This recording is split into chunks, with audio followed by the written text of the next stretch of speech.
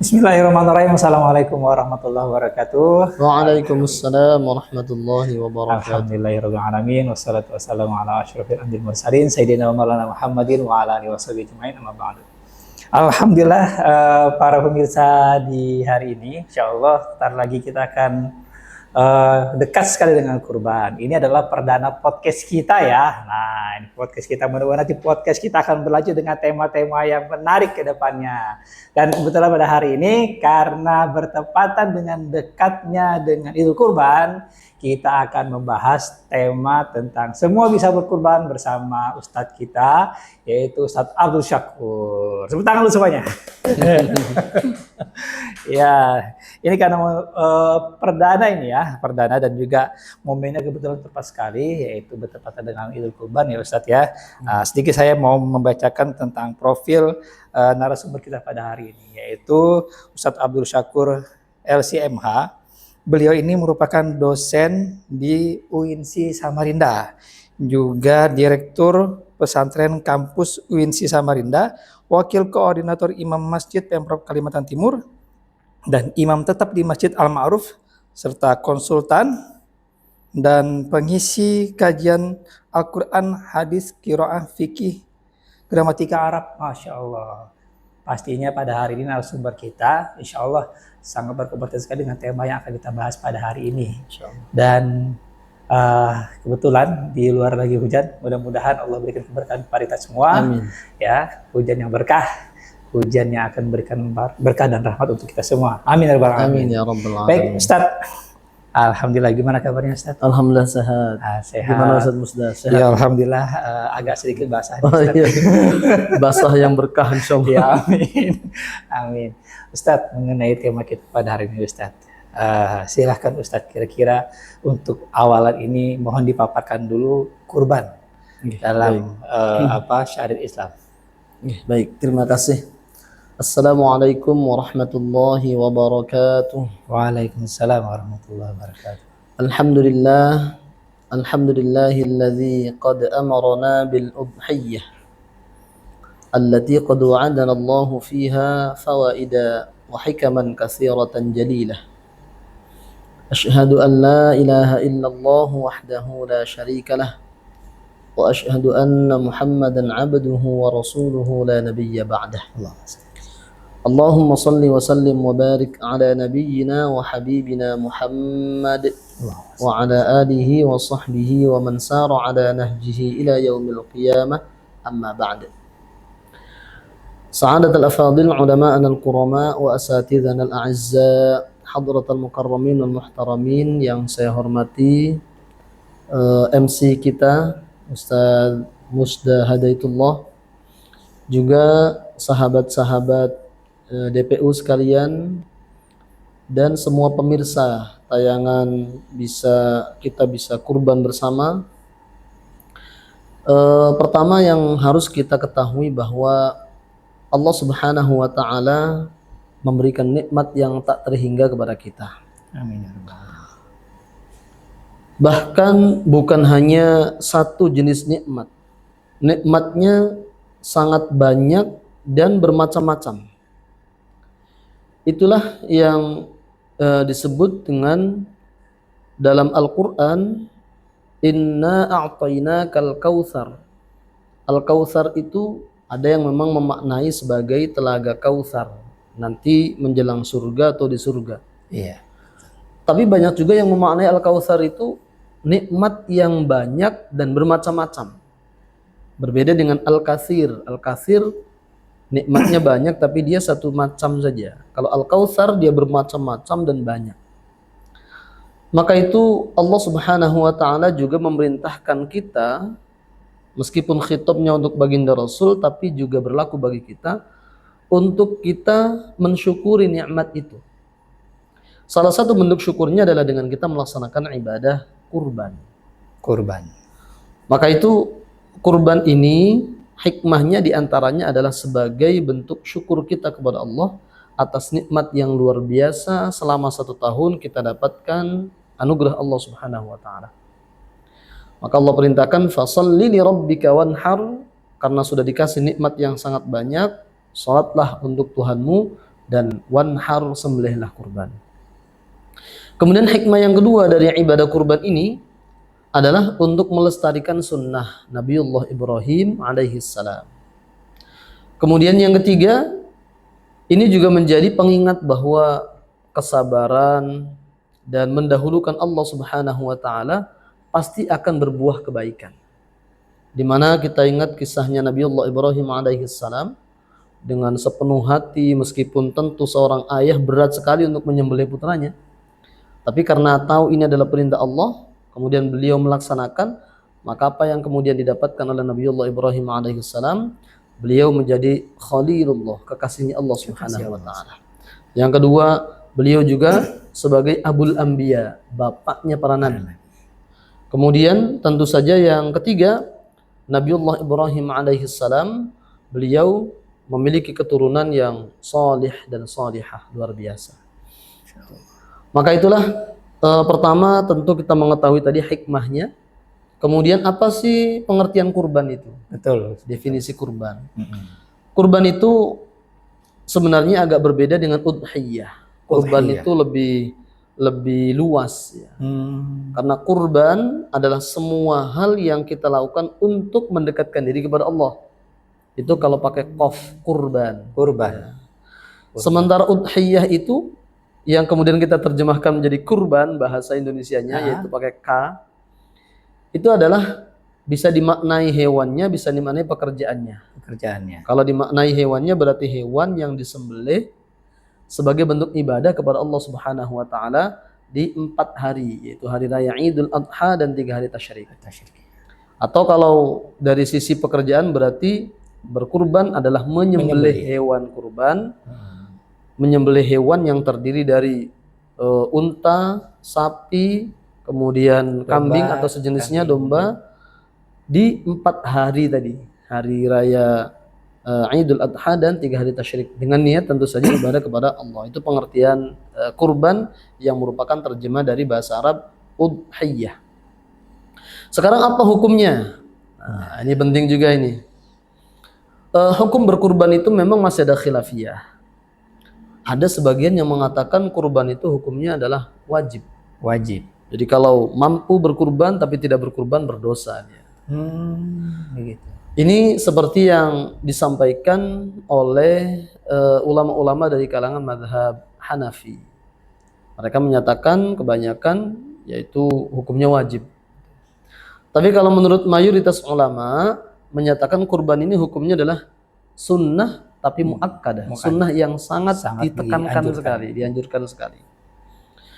Apa salah satu landasannya? Salah satu landasannya adalah hadis baginda Nabi Muhammad sallallahu alaihi wasallam dengan derajat hadis hasan, riwayat Imam Ibnu Majah nomor hadis 3121 ya. Baginda Nabi Muhammad sallallahu alaihi wasallam menyatakan, man kana lahu sa'atun, barang siapa yang punya keluasan rezeki, mampu berkurban, tapi dia pelit, walam yudhi, sehingga dia enggak mau berkurban. Fala yakurbanna musallana, kata baginda Rasul, jangan dekat-dekat dengan kami, jangan ikut sholat Idul Adha bersama kami. Maka ini kan sebuah peringatan yang luar biasa dari Nabi. Kalau kita mampu berkurban tapi pelit, bakhil, tidak mau berkurban, mungkin dengan pertimbangan daripada untuk patungan kurban hanya dapat daging, mending juga dibelikan antam misalnya, dapat 1 gram misalnya. Maka ini kata baginda Rasul yang begini ini, minggir, jangan dekat-dekat, jangan ikut sholat bersama kami. Maka kerugian apalagi yang lebih besar, melebihi ketika kita mengaku sebagai umat baginda Rasul, ingin mendapatkan syafaat Rasul, pengen dekat kedudukannya dengan Nabi nanti di hari akhir, tapi karena kita pelit, bakhil, Nabi malah enggan untuk dekat dengan kita.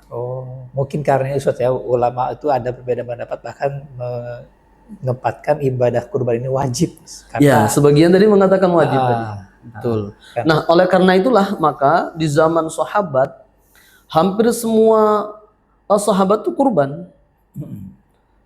Maka itulah sahabat Umar dan sahabat Abu Bakar sampai perlu memberi contoh tidak kurban. Kenapa? Karena khawatir kurban itu dianggap wajib, sebab orang kurban semua. Animo para sahabat sangat besar sekali untuk berkurban. Nah, kalau zaman sekarang beda nih. Iya. Jangan sampai dibalik. Kalau sekarang yang dibutuhkan itu adalah contoh figur orang yang mau berkurban Iya. untuk memotivasi orang lain berkurban. Jangan setiap tahun kemudian saya tidak kurban untuk memberi contoh bahwa kurban itu nggak wajib. Padahal setiap tahun dia begitu. Iya, iya, iya, Nah, iya. tidak pas. Jadi situasinya berbeda. Jadi hukumnya kurban itu adalah sunnah muakkadah menurut mayoritas ulama. Memang Itu tidak sunnah yang berdosa. sangat dianjurkan sekali. Sangat dianjurkan sekali. Baik. Lalu selanjutnya apa yang dianjurkan untuk dilakukan sebelum kita berada di hari raya Idul Adha? Ini juga ada kaitannya nih. Orang yang mau berkurban, maka di tanggal 1 Dzulhijjah dia dianjurkan untuk tidak memotong kuku, rambut, dan juga membuang kulit, menghilangkan kulit. Berdasarkan hadis dari Sayyidah Ummu Salamah radhiyallahu anha, baginda Rasul bersabda, Ya. "Idza dakhala al-'ashru wa arada ahadukum ay yudhhiya fala yamassa min sya'rihi wa basharihi syai'a." Kalau sudah masuk 10 hari pertama Dzulhijjah, lalu kalian ingin berkurban, kata Nabi, jangan hilangkan kuku, rambut, atau kulit. Tapi ini sunnah Ustadz ya. Menurut sebagian ulama mengatakan wajib Bagi yang berniat kurban. bagi orang yang sudah berniat kurban. Karena kalimatnya fala yamassa itu termasuk bentuk nahi, larangan. Tapi menurut mayoritas ulama, kebanyakan ulama mengatakan hukumnya itu adalah perintah anjuran. Anjuran. Sehingga makruh saja hukumnya kalau menghilangkan kuku, rambut, dan seterusnya. Kenapa? Ada hadis lain, riwayat Imam Al-Bukhari nomor hadis 1698 dari Sayyidah Aisyah radhiyallahu anha. Ada surat datang kepada Sayyidah Aisyah menanyakan, wahai Sayyidah Aisyah, sahabat Ibnu Abbas menyatakan bahwa orang kalau mau kurban nggak boleh dia menghilangkan kuku, rambut, dan seterusnya. Kata Sayyidah Aisyah, laisa kama qala Ibnu Abbas. Oh, itu tidak tepat. Karena kata Sayyidah Aisyah, saya dulu pernah membuat tali pengikat untuk kurbannya Nabi. Lalu kemudian diikatkan oleh Nabi, ketika tiba waktunya baru dikirimkanlah ke Baitullah Al-Haram untuk disembelih.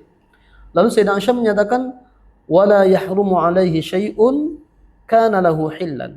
Tidak haram sesuatu apapun untuk baginda Nabi, sesuatu yang tadinya halal. Gara-gara kurban nggak ada yang haram. Maka para ulama mencari titik temu. Yang satu kata Nabi jangan. Yang satu kata Sayyidah Aisyah tidak ada yang tadinya halal menjadi haram. Maka ketemunya larangan ini berarti makruh. Makruh. Itu cara para ulama dengan menggunakan metode al-jam' wa taufiq. Baik, berikutnya kurban itu secara umum dibagi menjadi dua. Ada kurban yang sunnah tadi, yang Sunnah. normal, yang standar. Ada kurban wajib. Wah, masih ada yang wajib lagi nih. Ada. Wajib yang karena dirinya sendiri. Apa itu? Bernazar misalnya. Bernazar. Misalnya Ustaz Musda, misalnya kalau tahun ini saya diberikan putra lagi misalnya, Betul. maka saya bernazar akan berkurban. Maka itu wajib itu kurbannya karena ada nazar. Apa bedanya yang wajib dengan yang sunnah tadi? Berbeda diantaranya dalam hal distribusinya. Kalau kurban wajib, tidak boleh kita memakan sedikit pun bagian dari kurban kita itu. Waduh. Harus rugi semua disedekahkan. Tapi bagi orang yang pengen pahala tidak ada ruginya ya kan? Pahalanya kan gitu. besar karena wajib dia. Betul, betul, betul. Tapi kalau kurban sunnah, dia boleh untuk memakan sebagian dari hewan kurbannya. Tapi boleh disiasatin nggak Ustadz? Bagaimana sih Ustaz? Misalkan kita taruh di masjid nih. Apa itu? Taruh di masjid nih kurbannya nih, kambingnya nih. Iya. Ya kan nih, nazar nih. Tapi boleh dong aku dapat kambingnya tapi dari kurban yang lain. Ya, itu Kalau dari orang lain tidak masalah. Oh, tidak masalah. Sepanjang tidak bisa dipastikan bahwa kurbannya itu adalah dari kurban kita sendiri. Alhamdulillah, berarti Kalau masih ada peluang. Bisa. Bisa dari masjid itu, bisa juga dari masjid yang lain. Iya. Bisa. Betul, Kemudian betul, kalau betul. kurban sunnah, dia bisa diberikan kepada non muslim sepanjang orang Islamnya dapat. Sudah dapat semua, iya, non muslim bisa merasakan. Tapi kalau kurban wajib, non muslim tidak bisa diberi. Oh begitu. Ya, salah satunya Berarti harus perbedaannya semua itu. kaum muslimin bagi yang wajib. Nah ini baru tahu semuanya. Harus ya. muslim semua. Bagi yang bernazar. Nah ini hal-hal seperti yang harus kita ketahui. Pertama, Iya, tidak boleh betul. menikmati dari kurban itu sendiri. Yang Wajib. kedua, dagingnya terdistribusikan kepada kaum muslimin saja. Orang muslimin Tidak saja. bisa Kalau yang diberikan kepada non betul, muslim. yang nazar, yang wajib. Nah, ini yang nazar ya, yang nazar, yang Ya, wajib. baik. Itunya jadi wajib karena nazar. Tapi katanya nazar itu bagi orang-orang yang pelit aja ya Ustaz ya. Tidak juga. Oh, gitu. Nazar itu malah hukumnya sunnah Sunnah. ketika memang dalam kondisi hajat untuk bernazar. Mm-mm. Nazar itu kalau istilah kita itu apa ya? Kita menyongsong sesuatu dengan memberikan sesuatu terlebih dahulu. Oh gitu. Seperti macam janji kan, ya Allah, kalau Engkau tahun ini memberikan saya kesehatan misalnya bagi yang sakit, maka saya bernazar ya Allah. Itu bagus itu. Mm-mm. Sepanjang ada niatan untuk menepati nazar itu. Yang masalah itu kalau ketika pas lagi butuh bernazar, begitu sudah dapat lari misalnya. Itu yang tidak boleh itu. Iya. Jadi bagus saja bernazar, tapi dengan catatan ya ada syarat-syaratnya ya. Tidak boleh nazar itu yang maksiat-maksiat, tidak boleh. Mm-mm. Baik, kemudian termasuk juga yang penting untuk kita ketahui distribusi daging. Daging itu tidak boleh sedikit pun dia dijual. Daging kurban itu nggak boleh dijual. Kemudian tidak boleh juga diberikan sebagai upah bagi tukang jagal. Bagi yang tukang jaga. Sebagai upah ya. Upah. Misalnya. Baik itu kepalanya, kulitnya, kakinya, tidak boleh kalau misalnya, Pak, bisakah nanti menyembelih di tempat saya? Bisa, tapi upahnya saya minta kepala, kaki, kulit misalnya gitu. Maka tidak boleh. Karena kalau itu dijadikan sebagai upah, ujroh, sama saja dengan menjual dong. Karena kan harusnya kan uang dia dapat. Iya. Kemudian ada memang yang membolehkan khusus kulit saja. Kulit. Diberikan kepada tukang jagal itu menurut siapa? Imam Al-Hasan Al-Basri. Tapi khusus kulit saja itu. Ya mungkin karena kulit nggak terlalu banyak Ya, orang. itu banyak juga orang yang tidak mau. Bahkan kadang-kadang pusing juga panitia diapakan kulit nih gitu. Tapi menurut mayoritas ulama berdasarkan hadis dari sahabat Ali tidak boleh. Karena beliau itu termasuk panitia kurban yang diamanai Rasul untuk menjadi panitia kurban zaman itu. Iya. Tapi bukan berarti petugas kurban atau punya tukang jagalnya ini tidak bisa menjadi menerima manfaat untuk dagingnya Ustaz. Bisa, asal catatannya tidak sebagai upah. Itu saja. Gitu. Jadi kalau misalnya dia dapat bagian juga dari kurbannya orang-orang, ya tidak masalah. Sekali lagi yang penting bukan sebagai upah, sehingga dia upahnya ya berupa uang kan dan seterusnya gitu. Jangan upahnya itu bagian dari daging kurban tersebut. Berarti antara panitia atau mungkin petugas masjid ini dengan tukang jagal ini itu harus ada akadnya gitu Ustaz. Betul, di depan harus ada akad. Dan akadnya tadi upahnya tidak boleh bagian dari kurban. Tapi adapun kemudian dia pas pulang dikasih juga satu kresek, dua kresek, ya silahkan saja. Sekali lagi bukan bagian dari upah. Jangan sampai upah. Berakad nih, potong satu sapi 300.000. Ya, misalnya seperti misalkan gitu. Silahkan. Upahnya 300.000 dan itu berbentuk uang. Kemudian kalau kambing 50.000 misalnya silahkan uang. saja. Tidak boleh dengan satu sapi nanti kepalanya kakinya ambil. Gitu ya. Nah ini memang kebiasaan yang banyak sekali di masyarakat kita dan mudah-mudahan saja dengan mendengar ini itu bisa terkurangi ataupun juga bisa terpahamkan bahwa hewan kurban untuk petugas jagal tidak boleh diambilkan kafalahnya atau ujrohnya dari hewan terkecuali kalau memang dia diberikan bagian dari penerima manfaat oleh Ustadz ya. Betul, asalkan baik, ini sekarang kita ke pertanyaan nih Ustadz. Nah, mudah-mudahan nanti apa yang belum Ustadz sampaikan ternyata ada dalam pertanyaan-pertanyaan yang kita munculkan ya. Nah ini kurban apa boleh online Ustadz? Kan kita nggak lihat langsung proses penyembelihannya, tapi dapat laporan kurban. Itu gimana Ustadz? Iya, kurban secara online artinya kita tidak melihat langsung, hanya saja mendapatkan laporan atau bahkan ada videonya misalnya. Betul. Ya. Maka hukumnya adalah sah. Sah. Karena orang berkurban itu tidak harus dia sendiri yang menyembelih, tidak harus juga dia menyaksikan langsung. Tapi memang dianjurkan untuk melihat langsung. Seperti perintah baginda Rasul kepada Sayyidah Aisyah, kepada Sayyidah Fatimah radhiyallahu anha untuk menyaksikan isyhidiha, datangi dan saksikanlah penyembelihan kurbanmu.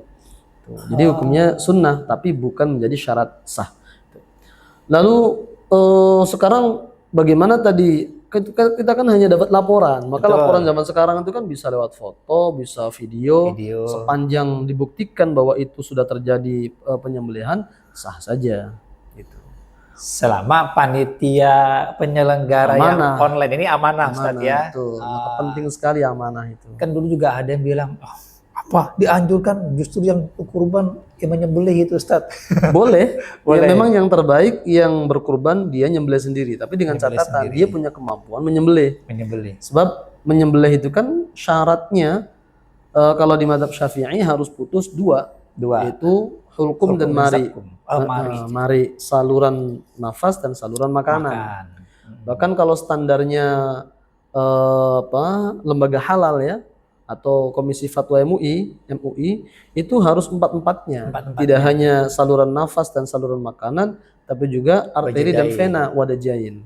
Kenapa? Karena memang para ulama khilaf, ada yang mensyaratkan 2 saja tadi mazhab Syafi'i. Ada juga yang mensyaratkan 3 minimal. Maka sudah yang terbaik 4 sekalian. Betul. Apalagi ini untuk konsumsi publik kan, maka semakin hati-hati semakin bagus. Jadi kalau memang yang berkurban itu punya kemampuan untuk menyembelih sendiri, tidak grogi, tidak takut darah dan seterusnya, dia lebih bagus menyembelih sendiri. Tapi kalau tidak mampu, maka pasrahkan kepada orang yang mampu, itu bisa masuk dalam kategori akad wakalah, mewakilkan. Nah, jadi ini juga termasuk pengalaman saya ya. Memang kalau yang wajib itu ya saluran makan dan nafas. Tapi saluran 2 ini tempat keluarnya darah. Jadi darah itu pun juga harus keluar lancar. Betul. Bahkan kalau tersumbat, bukannya dipotong 2 kali, tapi sumbatannya harus dihilangkan agar darahnya pun juga terus lancar. Nah, kalau darahnya itu tidak lancar, maka akan menumpuk ke daging. Betul. Ketika menumpuk di daging, maka daging itu tidak akan awet. Nah, kalau dia dimasak pun juga alot. Nah, jadi memang walaupun ini sunnah, yang ini sunnah, tapi sangat dianjurkan untuk terpotong dengan sempurna dan mengalir dengan sempurna, ya. Nah, ada pertanyaan kedua nih, Ustaz. Sebaiknya kita kurban dulu apa akikah dulu nih, Ustaz? Ini memang selalu berulang-ulang dan banyak ditanyakan dari tahun ke tahun. Iya. Jadi sebenarnya tidak ada hubungan khusus antara akikah dengan kurban. Kurban itu tidak disyaratkan harus akikah dulu. Begitu juga akikah tidak disyaratkan harus kurban dulu. Maka ada beberapa pendekatan dalam menjawab ini. Pertama, pendekatan ma yutadarak dan ma la yutadarak, yaitu melihat ketersediaan waktu. Akikah itu dia waktunya bisa panjang. Kapanpun sepanjang tahun dia bisa. Sementara kurban dalam 1 tahun hanya 4 hari. Tidak bisa di luar 4 hari ini kita berkurban. Betul. Maka melihat ini, sesuatu yang waktunya sempit lebih diprioritaskan daripada yang waktunya panjang. Maka kurban lebih diprioritaskan daripada akikah, karena akikah itu dia sepanjang tahun kapanpun bisa. Lalu kemudian yang kedua, ada juga yang pendekatannya adalah mana yang datang terlebih dahulu waktunya. Misalnya, kita melahirkan perempuannya, seorang ibu melahirkan anak di tanggal 1 Zulhijjah misalnya. Maka kan kesunahan akikah itu yang terbaik di tanggal 7. Tanggal 7 kan, karena 7 hari ke-7. Di hari ke-7-nya. Ya, maka itu berarti kan lebih dulu datang daripada kurban, karena kurban kan tanggal 10. Sementara akikah tadi sudah tanggal 7, sudah dianjurkan, maka akikah dulu. Itu. Tapi ala kulli hal, sekali lagi kurban itu tidak disyaratkan harus akikah dulu. Maka tidak bijak kalau kita setiap tahun beralasan, Pak, ayo kurban yuk. Wah, saya belum akikah. Tapi nggak dilaksanakan juga. Tahun depannya ditanya, Pak, ayo kurban, saya belum akikah. Jadi setiap tahun jadi alasan. Itu yang tidak tepat. Gitu. Jadi kalau melihat pada waktu yang terbatas, ya al-aham yang lebih penting, lebih prioritas tentu kurban dulu. Semua kalau akikah dia bulan depan bisa, bulan depannya lagi bisa, kapanpun bisa. Kalau akikah, gitu. Kalau kurban hanya 4 hari itu saja. Gitu. Kalau pendekatannya ketersediaan dana, Ustadz, misalkan anggap aja lah ini ada duafa. Untuk kurban juga dia itu, ya nabungnya pun juga susah juga. Ternyata juga belum akikah. Kalau dia kurban nanti gak bisa akikahnya nabung lagi, waktunya lama lagi. Bagaimana tuh Ustaz kira-kira kalau ada pendekatan masalah duitnya nih Ustaz? Iya, baik. Jadi orang yang terkena tuntutan sunnah berkurban itu kan syarat utamanya 4 saja. Apa? Islam, baligh, berakal sehat, mampu. Mampu. Mampu ini ternyata standarnya tidak muluk-muluk banget. Betul. Tidak harus dia sudah berhaji misalnya atau punya rumah mewah, enggak. Standar mampu orang yang dituntut berkurban itu adalah orang yang bisa mencukupi kebutuhan dia selama 4 hari, yaitu hari raya Idul Adha dan 3 hari tasyrik setelahnya, cukup sudah itu untuk dia dan keluarga. Lalu masih ada sisa uang yang cukup untuk berkurban, maka inilah orang yang dianggap mampu dan tertuntut sunnah berkurban. Jadi sederhana sekali, misalnya 4 hari ini kita butuhnya berapa sih kita dan keluarga itu? Misalnya taruhlah 2 juta. Di rekening misalnya masih ada 10 juta. Nah, berarti kan mampu tuh. Betul. Maka dianjurkan sekali untuk berkurban. Nah sekarang bagaimana kalau kita misalnya untuk kurban susah, takutnya nanti susah untuk akikoh, atau kalau kita akikoh dulu susah untuk berkurban. Ada sebuah kisah yang disampaikan oleh Imam Sufyan Ats-Tsauri tentang salah seorang yang soleh namanya Imam Abu Hatim. Imam Abu Hatim itu beliau sampai berhutang untuk bisa berkurban dan diketahui oleh masyarakat sekitarnya, lapor kepada Imam Sufyan Ats-Tsauri. Lalu ditegur, wahai Imam Abu Hatim, apa betul engkau ini berhutang untuk bisa berkurban? Kata Imam Abu Hatim, betul. Kata Imam Sufyan, loh kan seharusnya tidak perlu begitu, itu namanya memaksakan diri gitu. Iya. Kata Imam Abu Hatim, oh tidak, saya yakin dengan firman Allah Subhanahu wa taala, wal budna ja'alnaha lakum min sya'airillah lakum fiha khair. Lakum bagi kalian fiha dalam kurban khairun, ada kebaikan melimpah.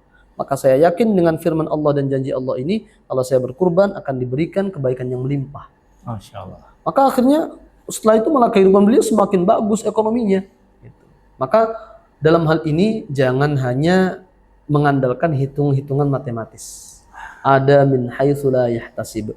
Wa may yattaqillaha yaj'al lahu makhraja wa yarzuquhu min haitsu la yahtasib. Harus yakin dengan ini, insya Allah akan bisa terlaksana. Yang penting jangan nunda-nunda dua-duanya itu tadi.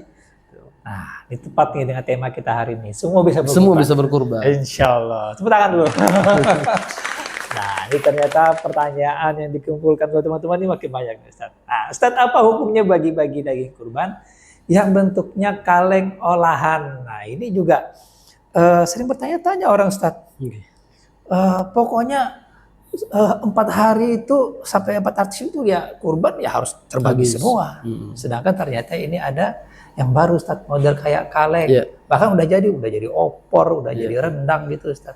Ah, gimana itu, Ustaz? Baik. Jadi kurban itu memang yang terbaik dalam bentuk ni'an, mentah yang terbaik. Supaya masing-masing bisa memasak sendiri-sendiri. Tetapi tidak menjadi syarat.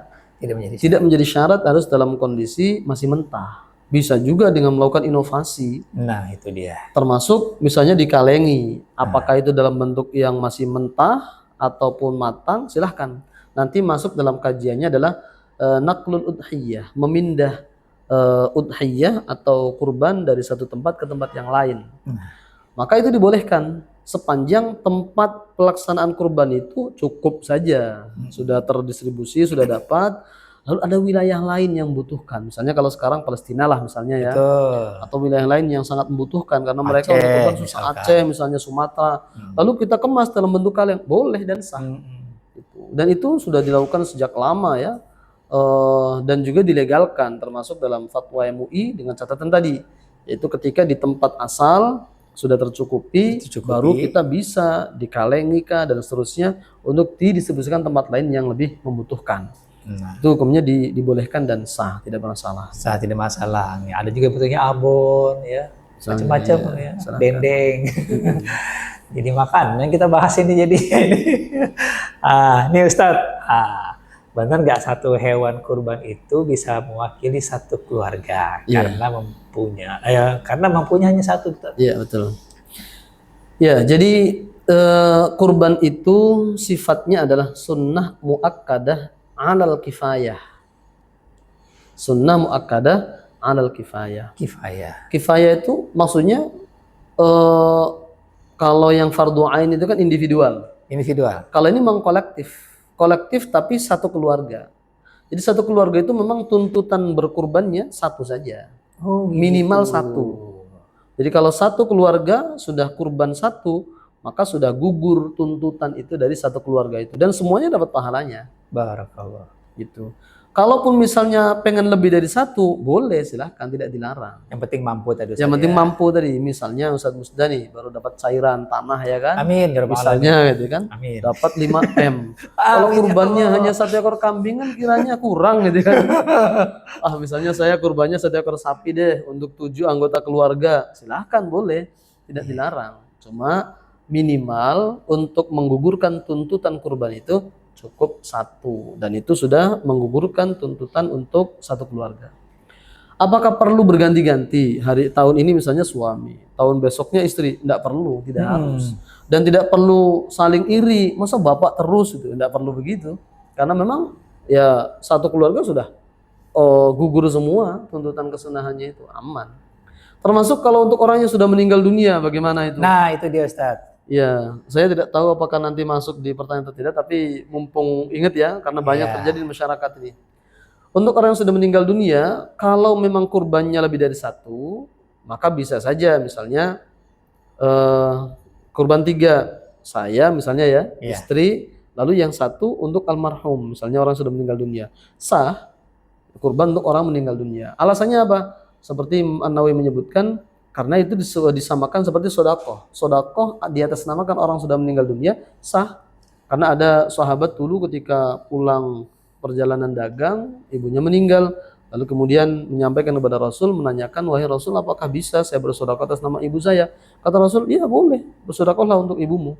Ya kurban ini kan sedekah kan untuk orang lain kan, maka dibolehkan. Nah, tapi kalau 1 saja kurbannya, maka jangan di atas namakan orang sudah meninggal dunia. Tetap di atas namakan orang yang masih hidup saja. Nanti yang sudah meninggal ini kita ikutkan dalam pahalanya saja. Namanya al-isyraqu fis thawab. Insyaallah sampai pahalanya. Ada lagi pertanyaan nih. Wah, banyak ternyata ya. Nah, Ustaz, ini pertanyaan ini sepertinya agak sensitif. Nah, di kampung itu kita nebus kupon daging kurban. Kalau nggak nebus ya jadi nggak dapat daging.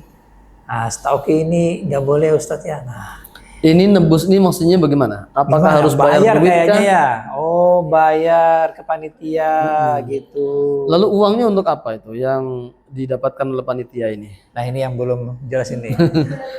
Tapi apakah ini maksud yang Ustadz sampaikan tadi tidak boleh menjual beli? Ya betul. Kalau kemudian uang ini diniatkan seperti jual beli, maka meskipun nilainya tidak harus standar harga daging ya, tapi ketika ini ada niat untuk tukar menukar dan jual beli, maka tidak dibolehkan. Panitia salah ini, karena memang tidak boleh diperjualbelikan, memang harus gratis, memang namanya sedekah.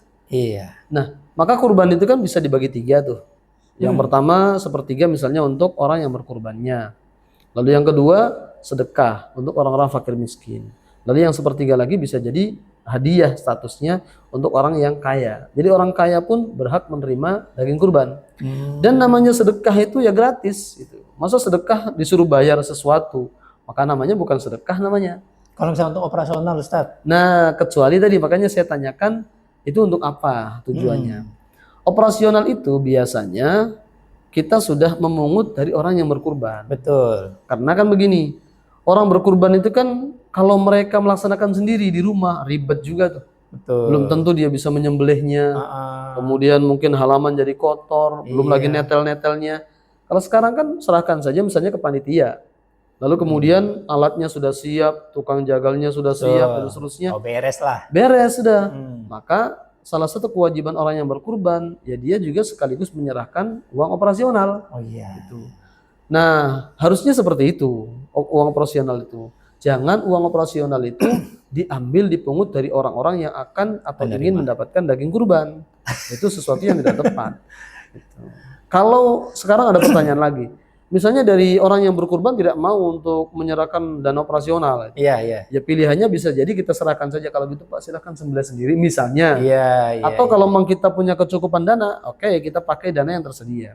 Bahkan kalau uang infak masjid, dana masjid, Iya, betul. sepanjang bukan dana wakaf, Ah, berarti dana infak sedekah itu, betul. dan ada unsur syiar masjid, maka dibolehkan. Dibolehkan. Seperti disebutkan dalam kitab misalnya Al-Bughyatul Mustarsyidin. Semua kegiatan yang bisa memakmurkan masjid atau berpotensi memakmurkan masjid dan ada syiar masjid dibolehkan. Tapi tentu dengan catatan ketika dibutuhkan dan jumlahnya juga ya sewajarnya bil ma'ruf. Gitu. Nah, sebetulnya Ustadz yang tidak boleh menjual daging ini panitia atau penerima manfaatnya Ustadz? Oke, panitia. Panitia. Kalau penerima manfaat dibagi dua. Kalau dia orang fakir miskin yang dia menerima dagingnya sebagai bentuk sedekah, setelah dia terima lalu dia jual tidak masalah. Oh gitu. Tapi kalau yang menerima ini orang kaya, maka statusnya sebagai hadiah maka tidak boleh dia jual. Jadi berbeda antara orang miskin dan orang kaya yang menerima manfaat daging itu. Kalau orang miskin maka dia boleh setelah itu dia jual. Orang kaya tidak boleh. Berarti yang miskin penerima manfaat boleh Boleh dia jual. untuk menjual daging Daging kurban yang kurban dia yang diterima. terima dari panitia masjid. Ini pertanyaan lagi nih. Sebagian masyarakat tidak bisa berkurban dengan hewan yang sudah ditentukan, tapi ingin berkurban dengan menyembelih ayam, Ustaz. Ya. Baik. Memang ada sebagian ungkapan dari sebagian sahabat. Misalnya sahabat Bilal, misalnya dia mengatakan saya tidak peduli. Pokoknya saya harus berkurban meskipun dengan unggas gitu. Iya, iya, iya. Hal serupa juga sempat dinyatakan oleh sahabat Ibnu Abbas misalnya. Tetapi menurut mayoritas ulama dan hampir sepakat ulama, yang namanya mim bahimatil an'am dalam ayat Al-Qur'annya itu isinya ya al-ibil, unta, kemudian al-baqar, sapi, termasuk juga jamus, jamus itu kerbau masuk, kemudian domba, kambing. Kerbau boleh Ustaz ya? Boleh, Oh. kerbau juga sah. Jadi Iya, tiga iya, itu, tiga jenis utama itu. Selain itu tidak disebut sebagai kurban. Tapi kalau misalnya pengen tetap bersedekah di hari itu, ya silahkan saja mau pakai unggas, mau pakai ayam, tapi tidak bisa disebut sebagai kurban. Maka Ustadz Musda jangan sekali-kali mencoba membawa ayam ke panitia kurban di masjid. Pak, saya mau kurban, tolong catat. Begitu hari H kan ditanya mana kurbannya? Ini ayam ini. Maka itu tidak bisa disebut sebagai kurban. Iya, iya, iya. Walaupun pernah saya dengar ceramah seorang Ustadz Gus Baha mengatakan ini memang bukan kurban. Kalau memang nggak bisa kurban, ya bukan berkurban, tapi ya tidak apa-apa lah. Iya. Potonglah ayam. Betul. Sebagai bentuk Bersedekah saja. Bersedekah seperti Ustadz. Bagus saja. Iya, Tapi iya. tidak disebut sebagai kurban. Ya. Ya. Ada yang mau nyembelih ayam?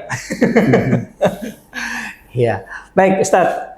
Ada lagi pertanyaan? Habis? Alhamdulillah. Tapi sebetulnya ini akan banyak yang di masyarakat itu Ustadz.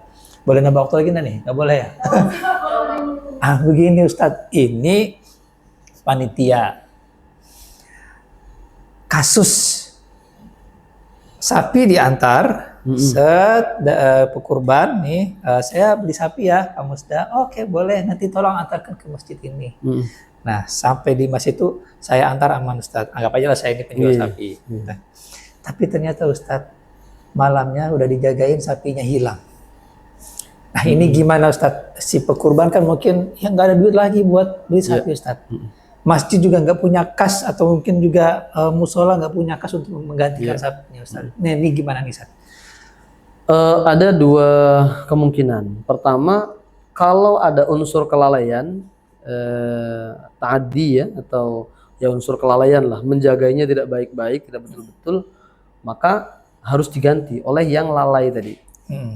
Tapi kalau sudah dijagai dengan benar-benar, hanya saja ya namanya mungkin sapinya itu kuat sekali misalnya, atau dia kaget dengan sesuatu lalu tiba-tiba lepas, lari, dan tidak bisa dikejar, maka baik panitia ataupun orang yang berkurban tidak kewajiban, tidak wajib untuk mengganti. Tapi insya Allah pahala kurbannya sudah sampai. Kepala. Karena dia sudah betul-betul niat dan sudah mempraktekkan, melaksanakan. Hanya saja karena ada faktor X tadi, sehingga tidak jadi dilaksanakan sebab hewannya lari. Gitu. Ya sudah, selesai. Sekarang bagaimana kalau ternyata tiba-tiba ketemu?